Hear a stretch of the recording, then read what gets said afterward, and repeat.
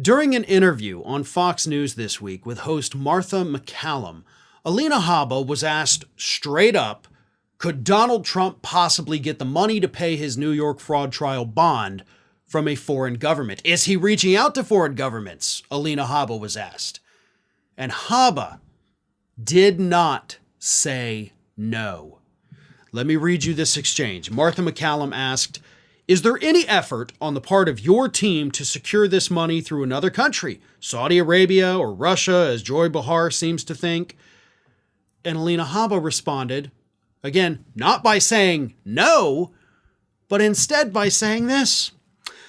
Well, there's rules and regulations that are public. I can't speak about strategy. That requires certain things, and we have to follow those rules. Like I said, this is manifest injustice. It is impossible. It's an impossibility. I believe they knew that. I think everything is done intentionally. I do not doubt that the witch hunt, that the election interference goal is what was ringing steady and loudly and true throughout all these trials, frankly, and we're seeing it. It's the demise of our country, not the demise of Trump. Okay, well, you kind of went way off the rails and started not making any sense at all at the end there. But is Trump trying to get money from foreign countries was the question. And you're like, well, I mean, there's rules and regulations. I'm not going to speak about strategy. That sounds like a yes to me. Like, if you're not straight up saying like, no, that's ridiculous. These people are conspiracy theorists. That's how you could have answered the question. You could have attacked the people saying these things. You attack people all the time. But instead, you danced around the issue, which, of course, only leads to more speculation that Donald Trump, of course, is seeking foreign governments to help him pay this bond. Now, technically, it wouldn't actually be illegal for Donald Trump to do this. It would be highly unethical.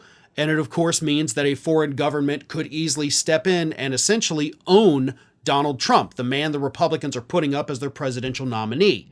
And the last person on the planet you want owned by a foreign country, especially those that are adversarial to the United States, you don't want him being owned by another country and becoming president of the United States. That, Alina, would be the demise of the United States.